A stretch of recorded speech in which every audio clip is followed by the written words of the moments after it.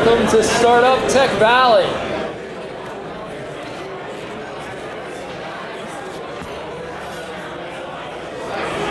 If I could get your attention, please. We'll have a program, we'll make it a little shorter just because I know this networking session is going really well. But if we could get everybody who's kind of wandering in the bar area to move in, that would be great. My name is Jason Kruzovich. I'm the director of the Severino Center at RPI and also a professor of information technology and marketing, and I throw entrepreneurship in there sometimes. But I'm really happy to see you here. I feel like this is a great launch for an event that must resonate with a lot of people. We've heard, when different people have walked through the door, I've asked, how did you find out about the event? Oh, I heard it from a friend, and they passed it along. And that's the best type of marketing that we want. Something that people will hear about, they'd say, oh, that's a great idea, we should have something like that, and they pass it along to a friend. So thank you for coming. This is something we want to, first of all, thank Kelly, who's been involved with the organization. She really keeps the Severino Center running. And also thank our sponsors for the night. We couldn't have made this possible without this wonderful room. And Browns has been so supportive in donating the use of the space. And when we kind of came up with the idea, like we would be running with the Entrepreneur's Breakfast series for the last 6 years or so, and we had the idea, well, wouldn't it be great to use this venue and serve beer and kind of do some of the same types of things and program it with great individuals that can inspire about our students and our community around entrepreneurship. And so I'm very excited with how this worked out. We also have our first external sponsor with Rapid Application Developers and Steve LaPointe. So if you give them a brief hand. We do want this to be a community event where the community comes together, and I think there's no better way to sponsor to throw the excuse on it. We're going to buy the community a beer. We're going to buy an appetizers for the community. Or for those of you who are interested in kind of coming to a higher level of sponsorship, we have those opportunities as well. The Rapid Application Developers came in as an anchor sponsor of $2,000, so that's great. There is additional information on sponsorship on the tables around the room. So when we were looking to have this discussion, the idea for tonight's program was around looking out externally to some other ecosystems that seem to be very active, that may be similar or different than ours, but they have some really exciting things going on. And the first place we looked at, I think, was actually very similar to the context, or geographically at least, or as around here, was the Syracuse area. And we're very happy to have Nasser Ali join us from Upstate Venture Connect. He's the Executive Director of Seed Capital Fund of CNY and CEO of Upstate Venture Connect, an organization that's very involved with building an ecosystem in upstate New York. Prior to founding UBC, he was president of the Tech Garden and taught an entrepreneurship class in Syracuse that turned into the Technology Accelerator that's gotten a lot of great things going on. He's also got a degree in management, or an MBA from Yale University, and an undergraduate in physics from Princeton, so great background. So welcome, Nasser. Thank you.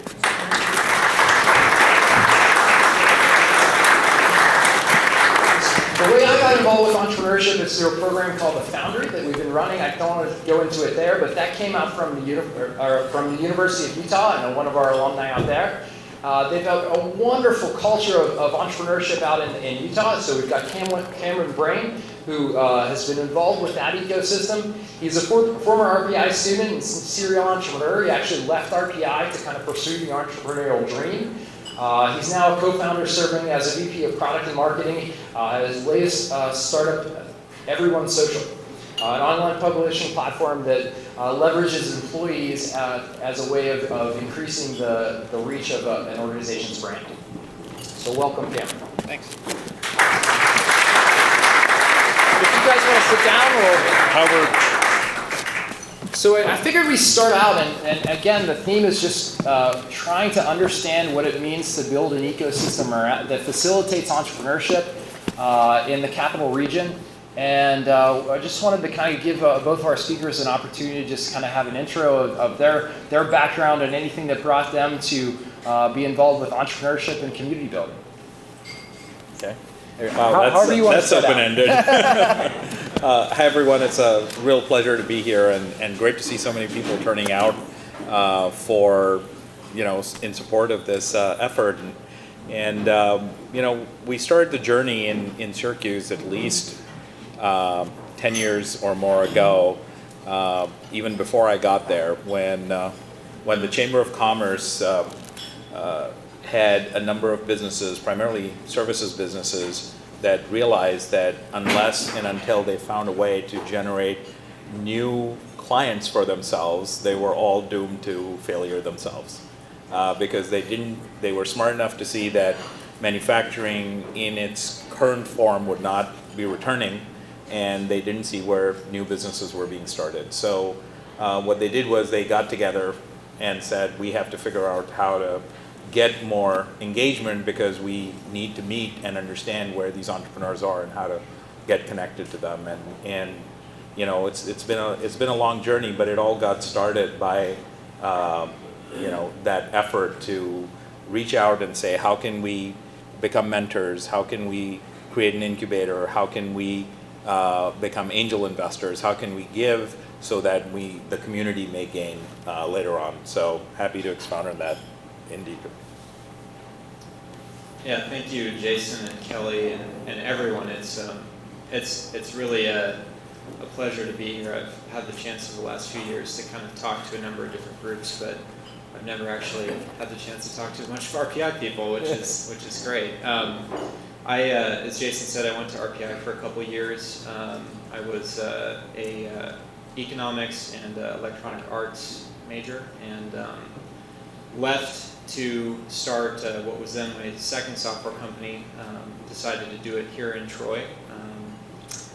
4.5 years later, we ended up employing a number of folks that went to RPI, and it was great. And as Jason alluded to, I'm now out in the Utah area on my third company, another software company with a gentleman who actually met back here on the East Coast. So I feel like a lot's changed, and I've got I think a pretty good feeling of running a company here in upstate New York and some other regions, I look forward to talking about them. So when we talk about an ecosystem, there's a lot of different players that could potentially be involved. Just curious if you tried to identify those key players that you were looking at identifying out in Syracuse or have been involved with in the Utah area, who were they? How did they come together?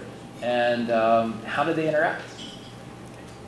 So that's a great question, because one of the things that really struck me when I first moved to Syracuse, and then as I started traveling around upstate, I realized it's probably similar from community to community, is that there was a lot of emphasis on titles and institutions, and it was almost as though people were like cogs in some wheel, where the expectation was that you are who your title says you are, and you're going to do what your title requires to do until your title changes, and then you'll be what the new title expects you to do. And in the world of entrepreneurship, what I found is that titles really don't matter. It's really a function of figuring out what someone brings to the table and what they can throw into the pot to make the mix more productive and more valuable. And so the entrepreneurial community that built up around Syracuse was really made up of not sort of the brainiest engineers, sure we had them, or the richest people, sure we had a few of those, but it was made up of a collection of people who sort of provided what support they could to entrepreneurs who are trying to build something. So whether that required the resources of a university, or a corporation, or a lawyer, or an accountant, or an investor, it was all of those people had a role to play. And so it was the ability to bring them together in support of this common objective of helping someone who's sort of basically staking their life and their credibility in terms of trying to build something. That was, to me, what we had to accomplish, and I think we're getting there. Yeah, I think I mean, I like to kind of be, I guess, as specific as I can, because I feel like I've had the chance to learn a lot of things through these various companies. And prior to coming here, I'd say that the first kind of critical element to a startup community is having access to good attorneys, which may sound kind of funny, but I mean it's definitely been a critical factor in my companies and others that I've been involved with or in proximity to. Here in Troy, my company would not have happened had it not have been for a couple of RPI professors, one of whom is still here, one of whom is at a different university now, both a part of the Lally School, and they helped me develop what was then just a basic concept into something that I could actually raise some money around. I quickly learned after raising that money that I had absolutely no idea how to do all the rest of the stuff. But and I think that was part of where I found there to be a challenge in this area was I was in my early 20s at the time, similar to some folks in this room, obviously everyone who's going to school, and I just hadn't had those experiences, right? Like, I mean, building a product was something that I'd kind of done, but I didn't understand marketing, I didn't understand sales, who those kind of people were like, who I needed to go and find, and it was a challenge I felt to really kind of get into that. I mean, this is a lot more community than I frankly ever felt there was 6 or 7 years ago. So anyways, it's great to see.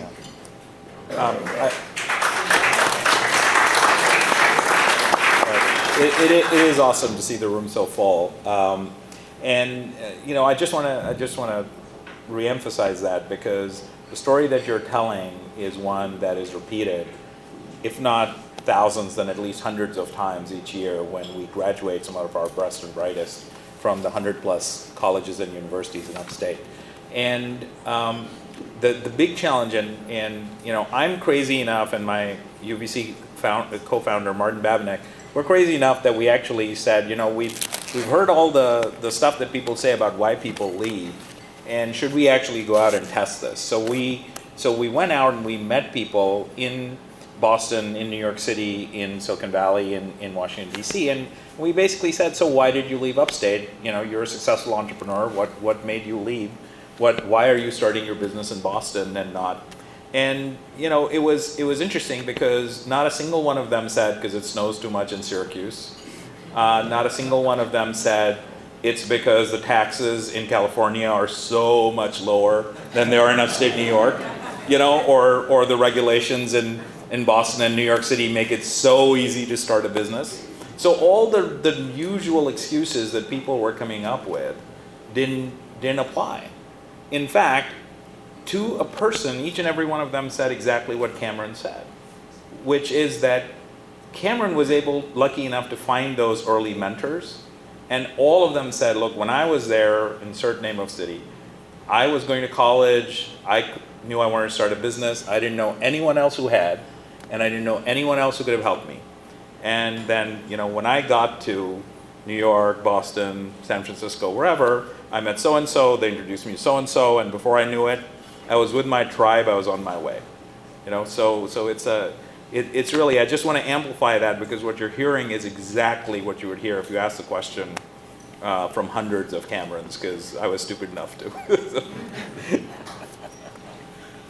So when you look at the different accelerators and other things, that's really a lot of what they're based on, is these mentorships. Mm-hmm. And it's something that comes up over and over again in entrepreneurship.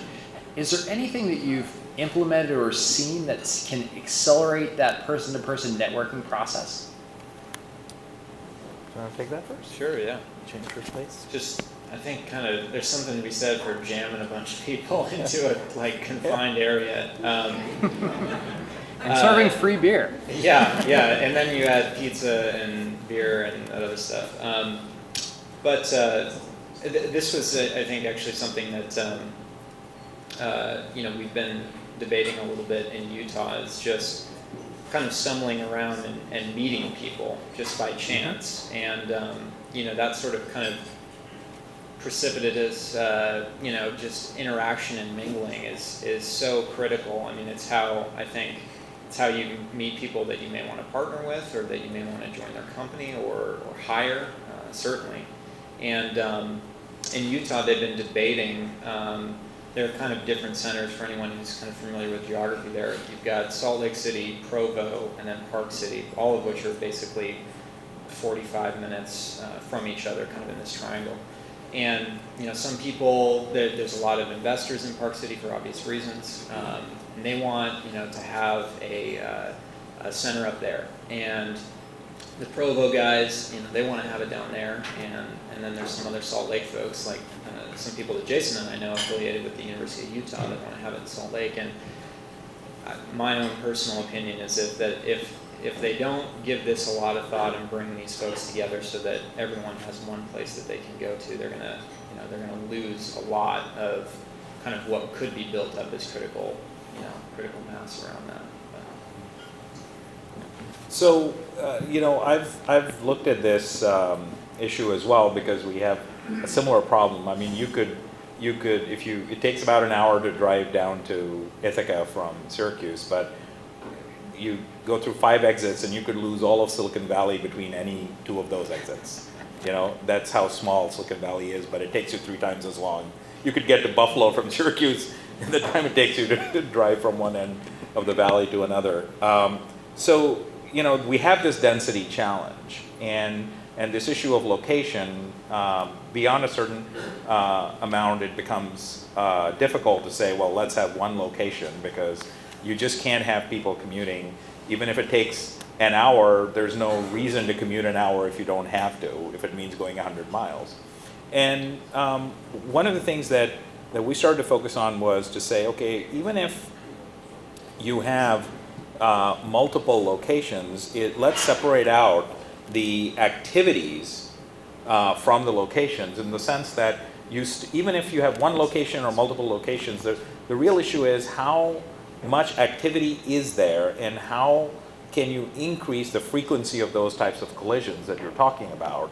And I think, to answer your question, there's a lot of work that has come out and experiences. And one of my favorite books that I would like to recommend to everyone is my friend Brad Feld, who really has been one of the key architects of the revolution that has made Boulder into one of the key destinations for startups and founders to gravitate towards. And he talks about it in his book Startup Communities. And it's really a series of experiences and things that he was able to convince and work with other entrepreneurs to start creating these events and activities and opportunities, whether it's a coffee club, or whether it's a startup weekend, or whether it is an accelerator program like Techstars, or some Techstars for non-for-profits, or whatever else there is. But these are all really, in some ways, opportunities for people to come together.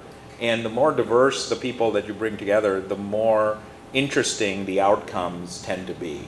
So to me, there's a wealth of knowledge in this book. So I would say, all of you in the room who are interested in helping grow the community, pick what you want out of this, or invent your own, and just go do it. So. And this event comes directly out of Chapter 7, the event section. And so we're doing a little bit of things that are in this book. We hope to actually mash up a lot of the different events. So just to give you just another plug for this book, some of the different things they do, the New Tech Meetup gives individual entrepreneurs 5 minutes in front of a large group to demo their product or service. We want to have that same offering, so that at the end of the event, or if we have a formal program or speaker, we can have those opportunities for demos. I'd almost rather have the whole time filled with demos if we had that many people who were launching businesses, and we may see that eventually. But trying to kind of experiment with the models and the different events that they have in this book, and see what comes out. Yep. And so I would encourage you, we've got a sign-up form for people who might want 5 minutes in the crowd. Maybe you're looking for a co-founder. Maybe you're looking for that first customer or partner. This is a great place to pitch for that. this isn't a place to come to pitch for money or something. There's lots of places to go pitch for money. This is a place to maybe pitch for that initial individual who's going to allow you to get started. So that's a great plug for that book. One of the things you mentioned is kind of the moves of Boston and New York and other things, and it made me think of this, and I'm in the middle of another book, Malcolm Gladwell's David and Goliath, and the interesting insights from that book are around sometimes being David can be actually an advantage because you can do things that Goliath can't, and being in a smaller community that's not Boston or New York or Silicon Valley, are there any advantages that we can leverage? Yeah, I definitely believe there are, but more importantly, what I'm finding is that there's a lot of evidence that is supporting that belief. And one of the things that we're finding is that when you're starting something off for the first time, having a network of supporters is really important. And it's not so important necessarily that they put money into your business. Sometimes it's just important that someone's there saying, "Attaboy, go get them," or "Let me introduce you to so-and-so." And those types of things are possible in a place like New York City or Boston, but those collisions, you just have to work a lot harder for those collisions to be productive. Whereas if you have the opportunity to build those networks around you in a smaller community, sometimes it's amazing where they can lead, and in some ways that can be an advantage. The other advantage is that you just have a lot more talent floating around in our communities than people realize. Part of it is how do we amp up the volume so that these events that are going on are well known. So groups like Meetup.com online and so on. If you're on Meetup.com, your visibility is anywhere on the internet, and people from surrounding communities will come.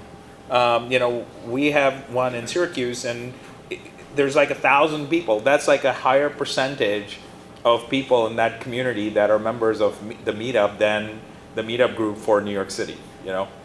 So the interesting thing is that a lot of those people are people who are coming from Rochester or Ithaca, because they didn't have a Meetup group that had reached that level of critical visibility. So there's a lot to be done, and that can be done in smaller communities to get higher visibility and more connectivity going. Yeah, I think it's hard because I think it fundamentally comes down to people, right, in everything. And my partner, who has an amazing entrepreneurial story, his name's Eric Roach. You can look him up. He made like $100 million before he was 32. He always says A players make A teams. And I think that extends even to, all other areas, customers. You got to go where the customers are. An example being this trip. Tomorrow I'm going to be spending the next 2 days down in the city, meeting with prospective customers down there. And I think it's I don't know. I think I am a big believer that you can do it anywhere. I chose here, in Troy to do my last company, and I'm in Salt Lake, which is not a destination that I originally planned on landing after Troy. But, it's doable. I think it's exactly what you were saying. Just having a bit of a support community around, or at least seeking out those people, so that you have an understanding of what maybe you don't know or what your community doesn't offer, so that you can go and get that elsewhere. I think if you're here and you're doing a company in particular, one that's just starting out, you got to be going to Boston and New York. There are really interesting people there.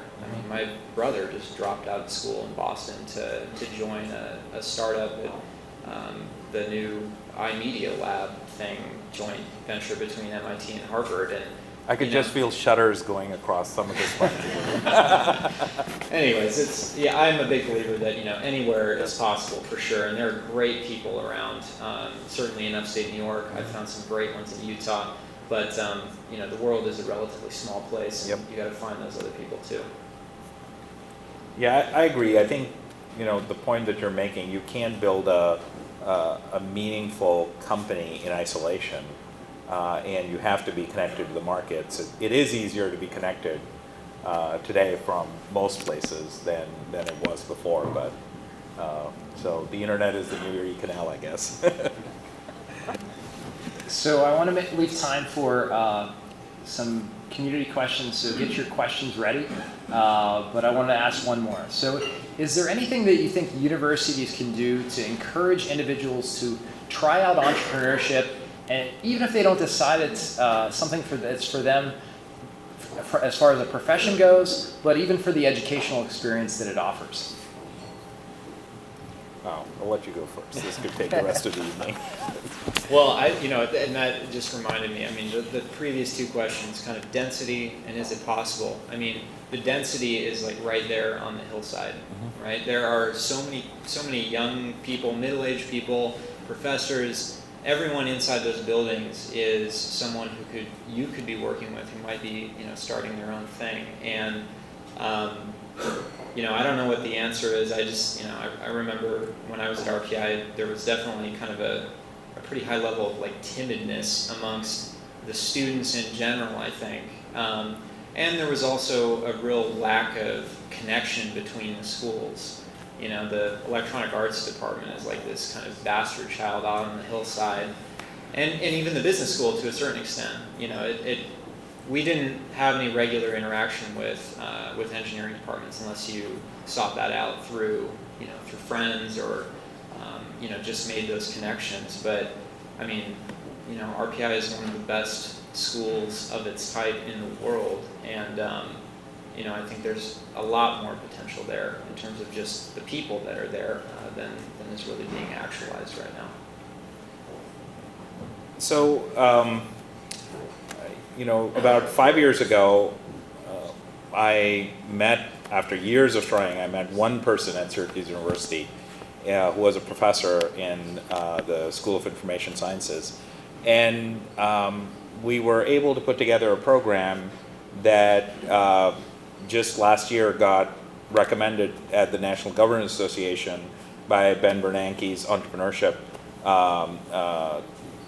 advisor, who's from Harvard, as a program that any community could start. And it's called the Syracuse Student Sandbox, and it really grew out of this desire to figure out a way to initially get the community, which was kind of what my interest was, the business community, to connect with entrepreneurial students, and ultimately became a pathway for multiple colleges and universities, not just schools within a university, to have students connect with each other and those mentors in the university. So there's a lot to be said there and done there, and I'm happy to chat with you, all of you, and introduce you to the people who pull that program together and are running it, because it can easily be replicated in any region or community in Upstate, where Upstate Venture Connect is actually working with a group of universities in the Mohawk Valley area and with some of the business leadership there to see if we can put a similar program together around Utica. But the answer, it can be done, but it does require people to, again, not act based upon their title or their context, but act in terms of sort of saying, okay, this is about helping the entrepreneur.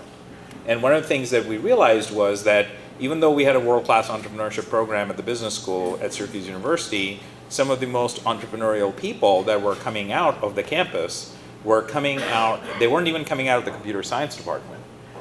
They were coming out of the English department, the visual and performing arts school, the communication school, and most of these people basically were able to teach themselves programming, because that's the beauty of the internet. So it's the irony of paying so much money to go to school and then sit by yourself at a computer to teach yourself programming, as opposed to walking into the computer science department and learning it. That's a whole other story for another day. But these people, it would be very difficult for them to teach themselves all the business aspects of being an entrepreneur on their own. That's something you can't do. And they were always sort of, again, the same timidity to, I'm not going to walk into the computer science department, or I'm not going to walk into the business school, because they all dress funny there, or they all whatever, it is. And both sides are sort of looking at each other the same way. It's kind of like high school all over again. So, but getting those people together was really in some ways something that the students themselves did. And so instead of it being a top-down program to try and create some cross-departmental collaboration, it became more of an effort to say, well, here are some students who are interested in entrepreneurship. Why should the entrepreneurship club just be a group of people who are getting their MBAs? You know, why not try to see if there are people who are interested across campus and let the students find out who's interested in starting a business, and then let them figure out what the best way to make those connections is. And we found that to be something that was, first of all, low cost. Secondly, it could happen really quickly because everyone's texting everyone all of a sudden and it's all over Facebook. So, you know, it's possible to do it. Do we have questions from the audience?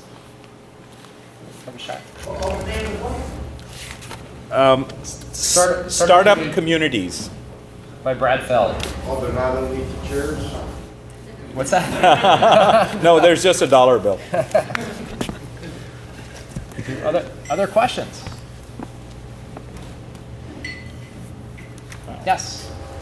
So from an outside perspective looking in, what would you say are the top 2 or 3 biggest inhibitors in the Albany area that really prevent us from having a big groundswell of support and the type of community that you think is so conducive to entrepreneurship?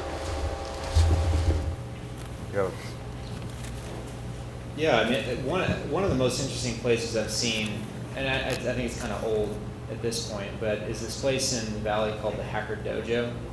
And it was a building that this company, Palantir, and a couple others bought. And they basically just said, like, all right, you know, anyone who's working on a project at any point, free couch, free office space, free internet. Like, we sometimes go there when we're just down in the valley and we need to kill a few hours to do some work. And it's not an incubator. There's no structure to it. It's just totally open. And, you know, somewhat, I think they kind of have like a, you know, somewhat kind of governing group or whatever, but of just really of individuals. And a number of pretty well-known startups got their kind of start there. I want to say there was something concerning the Dropbox guys or Airbnb or something like that. But anyways, it's just, again, about getting, you know, providing a completely flexible space for people to come, where it's not even really all that much about the resources. I think that's just that's the big debate in the Utah communities right now is what is that thing going to be and where is it going to be? And, you know, again, there's always this tendency on these. I mean, as far as I'm concerned, the only incubator that ever, you know, really counts for anything is Y Combinator. And those guys have done an amazing job with establishing their own community. Even when you get through the program, you're a part of an alumni group, you get access to private email lists with everyone else on it who's ever gone through the program. You know, it's not about, you know, kind of contrary to my earlier point, it's not about free legal advice or a bunch of these perks or other things like that. It's just Connections. Yeah, exactly. It's just connections. So,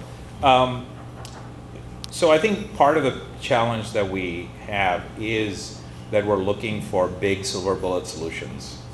You know, there's a natural tendency to believe that it's somebody else's job to fix the problem. You know, so it's the university's job because they have more money than anyone else. It's the state's job because aren't we paying all these taxes? And that those are all, I think, major inhibitors. Because if you read Brad's book, what he talks about is, you know, these things are going to take 20 years. And it's hard if you're operating on a grant or if you're operating on a time frame that says, after this, I cannot last, to have a 20-year vision and the commitment to do it. So it's really important to get entrepreneurs, people who have the means and who have the commitment to the community to step up and start doing things, even if they're micro things. You know, just being available, you know, for 2 hours every Thursday to have coffee and making sure that entrepreneurs know that you're available and that your time is theirs to book. And if they hook you, then they've got you as a mentor. If not, they've gotten hopefully some feedback and advice so they can do it. That's it may sound trivial, but many times over, it becomes, a cult pattern, a culture, and something where everything ultimately comes back. The third thing I would say is that, there's a real, and by the way, I'm not talking about RPI, I'm not talking about Albany or Tech Valley or anything. I'm just talking about communities like those in upstate New York that have, had a significant amount of downturn and are trying to make their way out of it, but that had really great industrial pasts, And part of what it means is that people want to know what's in it for them up front. They only want to bet on the sure thing. Well, if it's a sure thing, it's not a bet, And in that kind of environment, you forget that great companies are born where 1,000 others that have tried to do the same thing have failed. And so the question is, why is it that in places like Silicon Valley and other places, people can continue to bet 1,000 times over and get that one Google, whereas in other places, people are unwilling to make a single bet and still waiting somehow for Google to happen. So it's all about how you play the game. You just have to have a different mindset that says it goes around. It's going to come back, and that's something that I think is very important. But it's up to each of us as individuals to play that role. We don't have to risk our livelihoods or our pensions or anything to do that. So, yeah. Looking at the skill set that a typical entrepreneur might have that you've been familiar with, what would be the greatest weakness or the greatest opportunity or for them to change to do better? I've got my own hunch, but I want to hear what you two would say. A weakness that would help them really get some traction. Well, in this area, I don't think it's technical. Right? I mean, we have engineering schools with people that can design and build pretty much anything. And I mean, that was my experience with my last company that I ran here. At that point, the technical skill was easy to get. Those were people that I already knew in school. It was everything else that makes a business, right? It was marketing and sales and business development and frankly, just having an understanding of those worlds and who I needed to go find and hire for them. And as a counterpoint, that's Utah's strength. Utah's strength is sales in a big way. And I spoke with some people earlier that are familiar with companies like Inside Sales and HireVue, and Omniture was originally there, now Domo. These are companies that are tech, but they've been very significantly built off of having a big sales team and having a sales team that's good at it, And that's for obvious cultural reasons, right? You've got a bunch of young Mormon guys and gals coming back from missions. They've been selling for 2 years, and they speak multiple languages. It's great, but it totally lacks in the technical area. Like, I've got one developer in particular that was our first developer. We hired this guy named Nanda from Nepal, and he's awesome. But he and it was a fight to get him in that environment, and he and any one of these other guys can go to any one of these companies that they want and get paid whatever they want within Utah. Here I think I've learned a lot about business, and customers and selling and marketing, having moved to Utah. But I definitely garnered what I know about product and development and the technical side of things, being in RPI, being here in New York. Yeah, I would say that one of the things that's always surprised me is that anyone who's been in business recognizes that without sales you don't have a business. But I have yet to come across a business school that has a good course in sales. So I'd love to learn more about it. Anybody can go. It's underway right now. Well, I'd love to learn more about it because I think a lot of other schools need it. So would love to help spread the word. And but I think at a more fundamental level, when I look back to my own failures it as an entrepreneur. The thing that I think most people walk into, they don't start down the entrepreneurial journey unless they're truly in love with what they see the world will be like when their idea reaches fruition. And many of them prepare themselves with all the things that they can learn. So I can learn what it's like to negotiate a term sheet. I can learn what it's like to build a JavaScript plugin. I can learn all of that stuff. I can even learn how to write a business plan. But I think the single most difficult thing for people to do is to understand other people and understand that at the end of the day, the success of your business is driven by your ability to work with people both within your organization and outside. And I think that is sort of a lesson that's not, you can work for a big company and you can be in any department, but you just still don't encounter enough people in enough different contexts the way you do as an entrepreneur to be able to understand how important that is. All right, so I do want to hold the rest of the questions. I think this is a great session. If we give our panel members a hand here.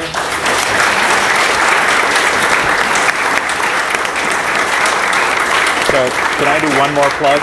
Sure.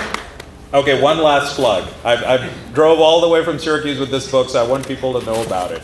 But a lot of what you've heard me talk about and a lot of what other communities are doing, this is a book called The Rainforest. And it's written by a guy by the name of Victor Wang, H-W-A-N-G, and his partner Greg Horowitz.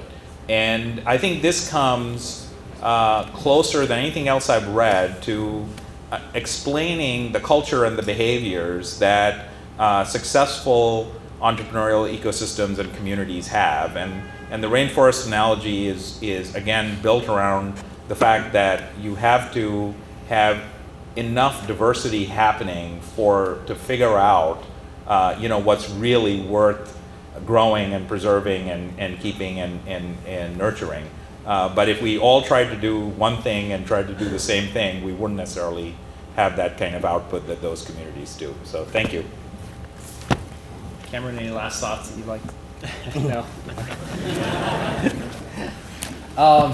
Well, thank you all for coming. This is, in this event, we look externally to get some other perspectives of entrepreneurial communities. The November 13th event, we're going to have some local technical companies that have started up and been successful in this area. We're still finalizing the list of panelists, but I expect another great discussion. And thank you all for coming. This is something that we do want to also be a community event. If you want to get involved in either helping us promote the event, sponsoring the event, or helping us to arrange speakers, if there's something in the things that you're doing that you say, if I saw a session on this, that would be really helpful. We're looking for this. One of the key insights from Brad's book is that the entrepreneurial communities have to be entrepreneurially led. So the entrepreneurs have to take the lead. And so I kind of look to the entrepreneurs of the audience to say, so come help and see what we can do. So thank you all for coming and enjoy the rest of the night.